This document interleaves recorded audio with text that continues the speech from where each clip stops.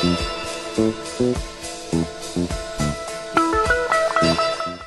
I have with me this morning the special advisor to the governor of Lagos State on the climate change and circular economy, Mrs. Titi Oshodi, who's our guest today. Good morning to you. Good morning. Thank you so much for having me. Yeah, thank you for coming as well, and we do appreciate the time you have with us. How are you doing today?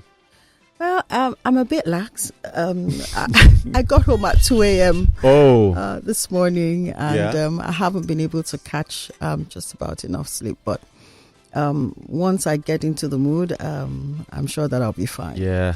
Thank you for still making your time here today. I haven't got home that late yesterday, but so what was? Let's start with that. So what was your experience in traffic? What part of town were you talking, and how many hours did you spend? So I had to go to work, and I didn't even realize that there was that sort of grid, going. So I spent about 3 hours on the island before I got to Alausa, which is where I work. I underestimated it, but I thought to myself, okay, they should be fine. They should be able to sort things out, by the time I'm ready to leave. I left around 9 p.m. Yeah, okay. And long and short, drove into my compound at 2 a.m. in the morning. Wow. 2 a.m. Yeah. And there was still traffic at that time. And there was still traffic. I mean, thankfully, I'm not a bad driver, so I was just entering into every nook and cranny, trying to, maneuver or navigate. Okay. And ultimately, it didn't work. Google was a mess. Google was even confused. So, because as we were stagnant at one place, Google will give you another option, an alternative, and you're thinking, wow, how are you getting this alternative? Everything is chock-a-block. How do you think I'm a helicopter? Okay. But that's a day that we should never experience in Lagos anymore. Yeah, I think there needs to be a lot more planning ahead, for projects that involve vehicular movement, because I'm sure that we not only stifled commercial activities, but we also got a low spike, a spike that is, downward spike in what we generated in terms of revenue, especially for our businesses. And, I think it's that they underestimated the impact, and these are the things that we must effuse in the area of sustainable living as well. There are a lot of opportunities in driving a good level of quality when you plan well ahead of time. The government, especially within the Lagos jurisdiction, have alternative intermodal transportation opportunities, and we need to start to not only maximize but optimizing those alternative opportunities for ourselves. Effective communication is also very important, because if there had been some level of communication where people can begin to look at other modes of transportation or even leverage technology by driving their meetings, virtually. It would reduce the number of vehicles on the road. People would still be as productive as possible because they have good time to be able to plan themselves. Right. We have our waterways, we have the rail,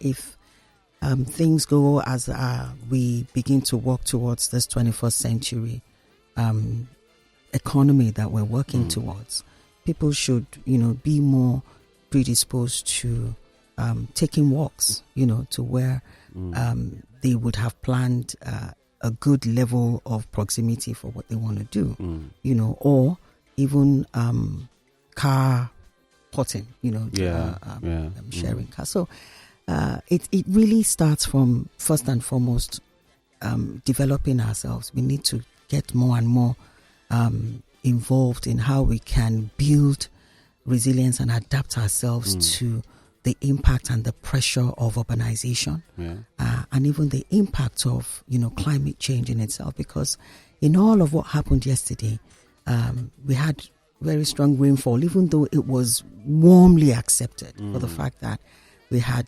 a long week of heat that was just unimaginable, So the rains also exacerbated the situation to a great extent.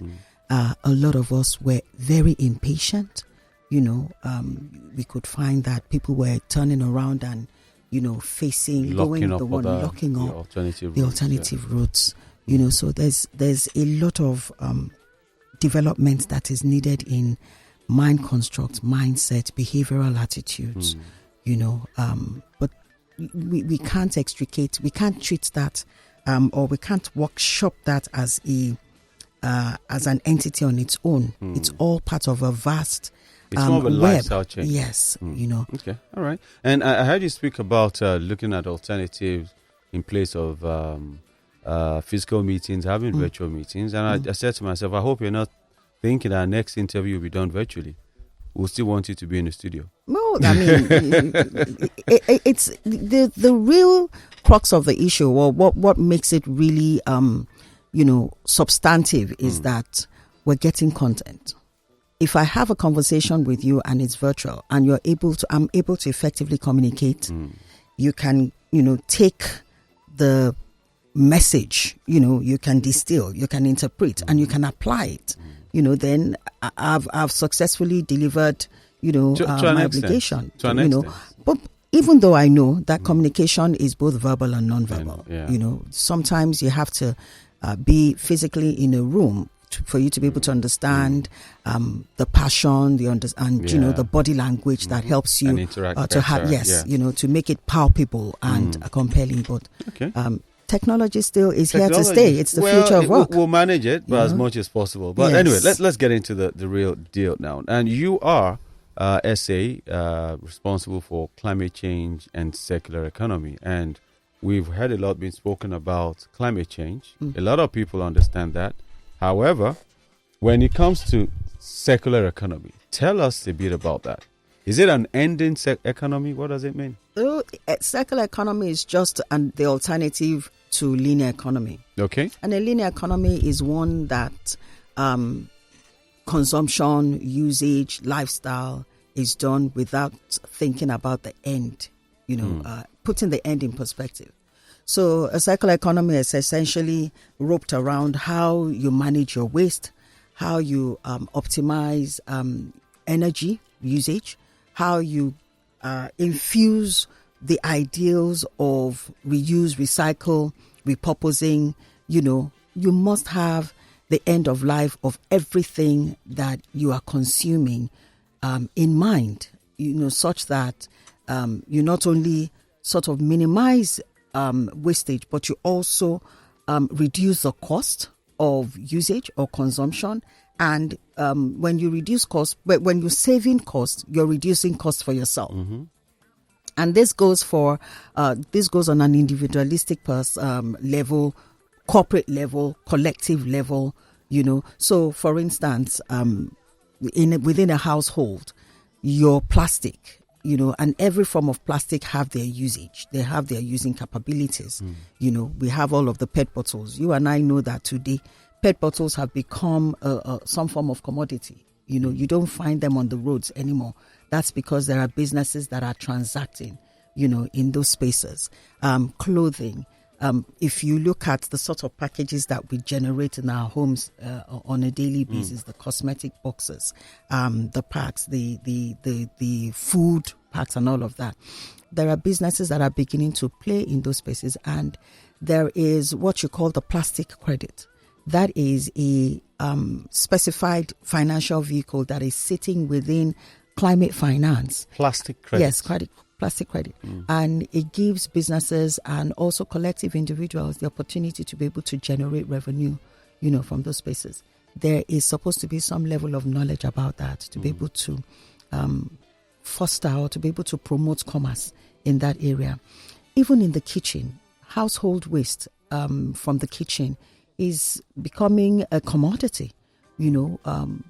those who use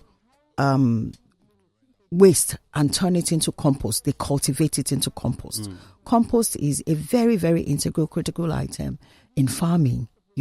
Some of the things that we have been able to drive in terms of, genetically mutilated, cultivated products. Yeah. And we have chemicals that are being infused into our produce. These are the things that organic fertilizers, which is what is called compost, can address easily. When, we start to generate our waste from the kitchen, and you can build a farm. You don't even necessarily have to have land. Now there are crops that are growing from pots, from bottles, that you can put on your balcony, or you can put on your what is it? Porches, your porches on your corridor. Tomato, cucumbers. Those are fruits that are beginning to grow off of the ground right now and can be cultivated. And you can use compost, which is your waste generated from the kitchen, remnants of food, vegetables and all of that, over a period of time. There are even water that you use in washing maybe your rice, or your pepper, or your, plantain that is spoiled. When you grind them and you put them in water and you use them to water, these plants, they make it more organic, they make it more healthy, they make it more nutritious, So that is circular economy, that's circularity in practicalization within a home. Okay. Businesses have that sort of approach as well in minimizing waste, in maybe their paper, in the usage of your cartons, the bottles that they have, so even efficiency in energy, are all part of efficiency in energy. Oh yes, for instance, you have I'm seeing the light here, and from a construction perspective, in the planning and the design aspect of construction, you want to build your house right now, opening up a lot of space for natural light. You want to ensure that the materials that you're using are sustainable, like bamboo. Bamboo is becoming a very, very strong commodity in not only ensuring good foundation, solid foundation, as strong as it is sustainable. You can drive, a good level of compliance within the benchmark, the framework that you can benchmark your ESG, and I can talk about that, and as we continue. But every aspect, every sector right now has to be more purposeful about driving sustainability. So, and when it comes to us in Nigeria, how are we playing in this circular economic space? Because we were used to linear, like you said. I just want to buy my drinks. I still see people, they buy the bottle of water, not as much, but sachet water or any other thing, just throw it on the road. They don't care about anything. How well are we playing in that space? I think that the sensitization is building up. One of the things that we have done, and thankfully the governor, Mr. Babajide Sanwo-Olu, is really particular about engendering this narrative and these principles within the youth demographic, because that's where we have the wide level of unemployment. We have a lot of sustainably linked businesses, MSMEs, right now, because if we do not stimulate the market, the demand cannot rise. And, the supply chain, which is from the people who already understand that they can begin to drive operations in recycling, in repurposing, in reusing, for plastic, for textile, for single use, what do you call it now? This oil, bio cooking oil, there are quite a number of components within that space that we have businesses that are beginning to develop in those areas. We also have green technology operators as well, who provide solutions, from the chemical side of things, also to, the functional or the structural area of driving capacity, entrenching the principles of circular economy. And it seems to be the most accessible at this point in time, because if we're talking about waste management and you want to start a business in that area, your very first item to start business with is waste. Okay. And so if you're positioning in a community and you're engendering people to bring their waste, and you have an ecosystem where people who are collecting and in exchange for value are the ones that you're partnering with, then ultimately the word gets out and you're cascading that message for those who want to just exchange for value, or those who want to be able to do business in that area. All right. So let's talk specifics, because time is flying so much. Yes. We have just a few minutes to go. When you look at, while speaking earlier on, you spoke about the ESG, environment, social, and governance structure. And how much of this do we apply when government is probably signing a new contract? For example, is it the purple line or the green line that is coming from AJA? The contract was signed recently. How much of ESG thoughts go into every project that government has done? So ESG is gradually becoming the fulcrum of sustainability for us in this side of town. It is not well known yet. I think that in the build-up of the knowledge transfer, ESG pertains and connects with everybody across the value chain. For instance, in my home, if I am well versed about ESG, what I should be capturing as my ESG data would be that, number one, I am, for instance, using an electric vehicle, and I can capture that data to say that I have, diverted this much level of carbon monoxide from my car, because I'm using an electric vehicle. And that can be captured as against my environmental impact, which is the first of the acronym of the ESG. I can also capture my kitchen waste and say that because I am not pouring out my kitchen waste, I'm putting it in the dump, putting it on the truck to take to the dump site that is not as fully optimized and managed as should be, which is why there's the emission, and ultimately it catches fire because of the effusive the combustible methane that it emits. I can capture that and say that I have on a daily basis maybe 5 kg of my kitchen waste, and I convert it into compost that I use as fertilizer for my green pots, and this is the level of food that I generate, or crop that I generate. So from an environmental perspective, I'm capturing data.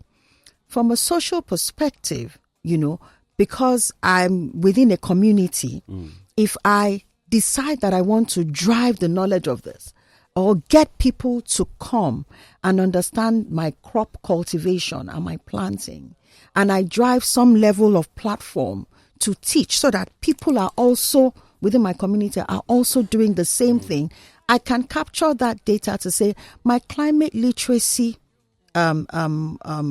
goal has been done in so and so area, such that what they have also done becomes data for me to be able to say, as a result of this collective ability, this and this and this is what we have achieved, and we bucket it, under the social.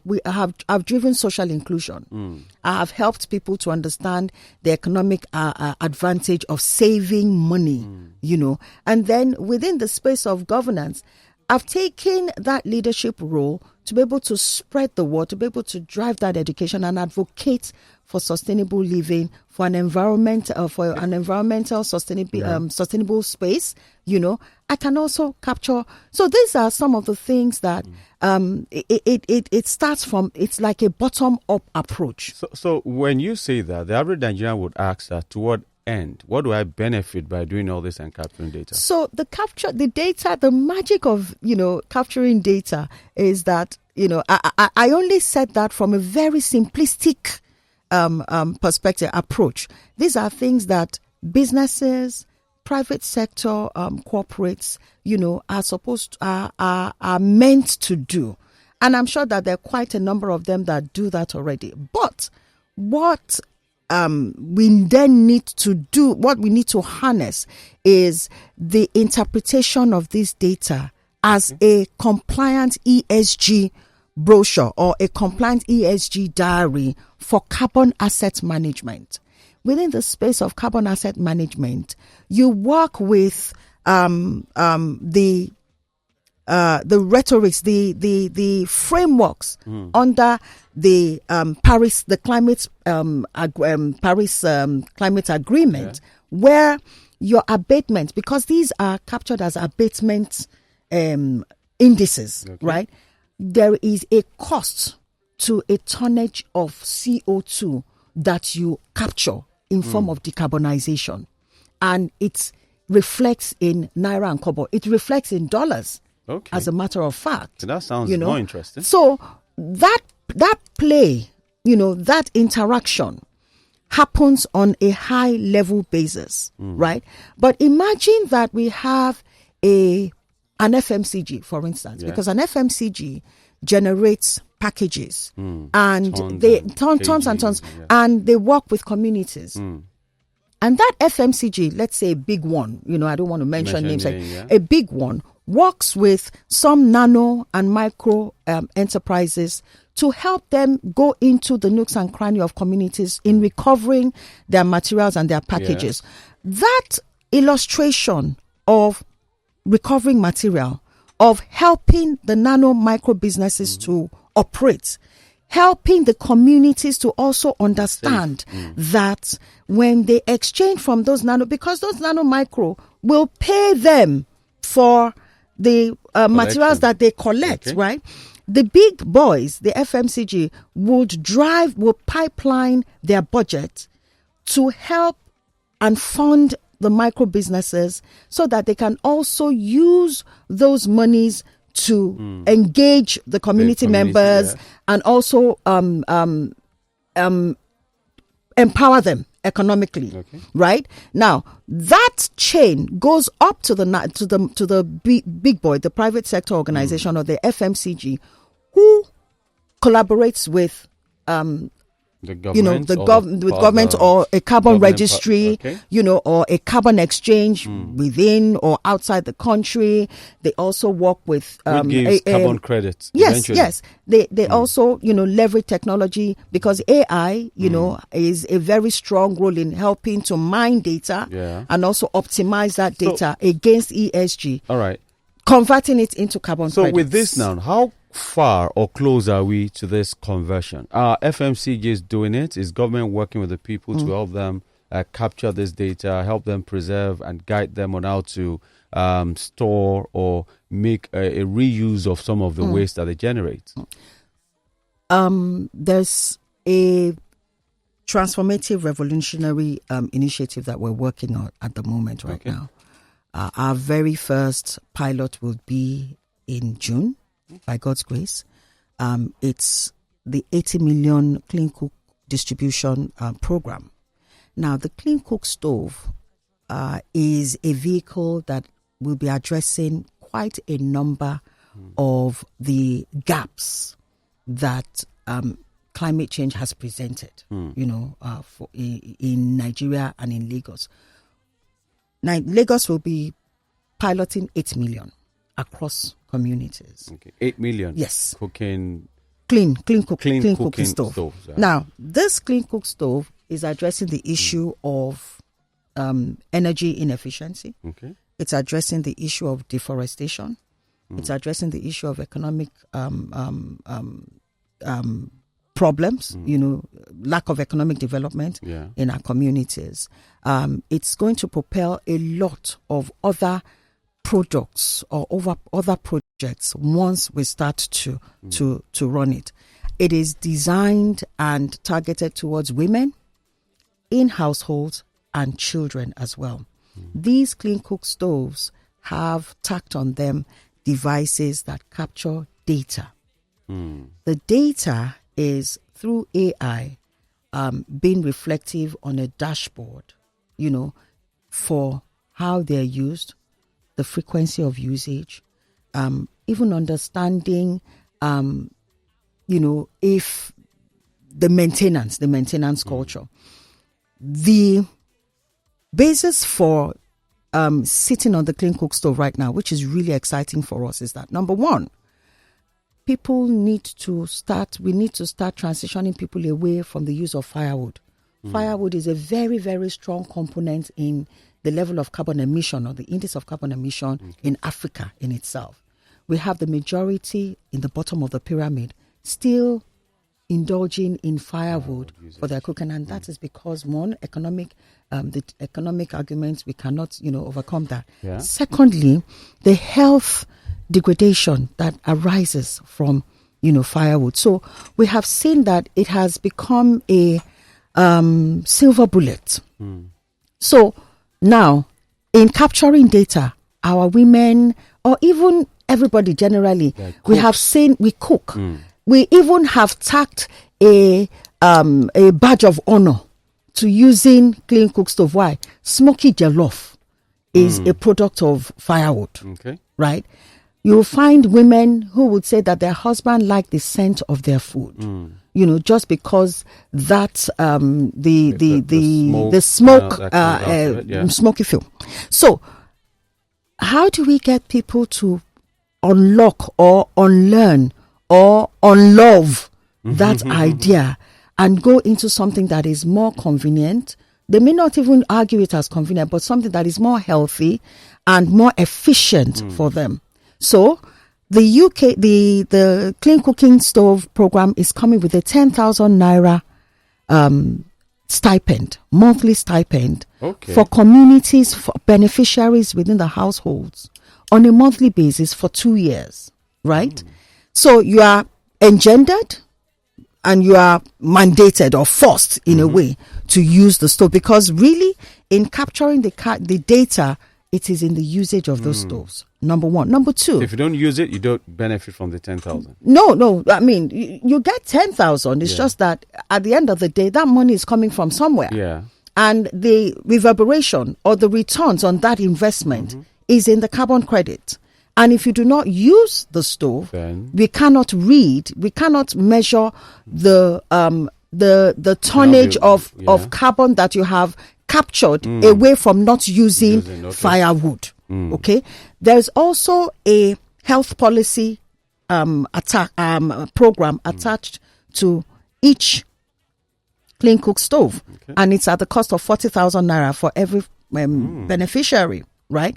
Not only do we have that, we also then have the incentive to plant trees. The plan is to at the end of 2 years, establish at least 300 million trees across Nigeria.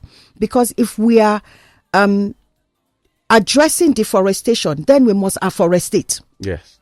Right? And those forests do not come in 1, 2, 3 months. You have to plant, you have to nurture, you have to build, and you have to expand, the positioning and the scope of it. So that in itself, there are so many areas, there's so many additives and additions that the Clean Cook stove brings. It is driving from the ESG and the SDG perspective, it is driving energy efficiency. It is touching on economic empowerment. It is reducing poverty. Where it's clean and sustainable environment, clean environment. We're doing partnership and collaborations. We're touching on gender equality. Women and households. So I know, like you said at the time, it's like you've completely overshot the runway right now. But like you said, we would need to have you back, probably virtually. Now I see the smile on the face. But we need, because there's so much we want to touch on, how to get the compost done, how do we preserve waste, how do we ensure the terminal point for our waste beyond just using and disposing. And we see that our dump sites are getting filled, and the dangers of the health hazards we have by just indiscriminate disposal of waste and all that. So there's so much we need to do. And we haven't talked about Lagos being classified as one of the sinking cities, climate change and all that. So you're in a very important office that is important to the day-to-day of the average Nigerian. But before I let you go, you said this Clean Stove Initiative. Is it a Lagos initiative or a federal initiative? So it's for Nigeria. Okay. You know, the founders are Nigerians. They have partnered with the UK Carbon Registry because that's where all of the optimization of the data will also be. And for the fact that we still haven't gotten that registry, that carbon registry in our place yet, you know, fully optimized. So the idea is the UK Carbon Registry is already registered. There's credibility, you know, because they're partnering with us. It gives us that edge. Okay. We also have Carbon AI, who are the people who will monitor, report, and verify the data. Okay, so we'll talk a lot more about this. We promise you. That's how we did with Mr. Emmanuel Etajiri, and we got him here a couple of times. He'll be coming back this month. I know a lot of you are asking for him. And Mrs. Titi Oshodi, the special advisor to the governor of Lagos State on climate change and circular economy, has promised us she will be back. All that matters is for you to hear her voice, whether in the studio or virtually. That conversation will happen. Thank you so much for coming through today. Thank you for having me. And to our listeners, thank you for tuning in.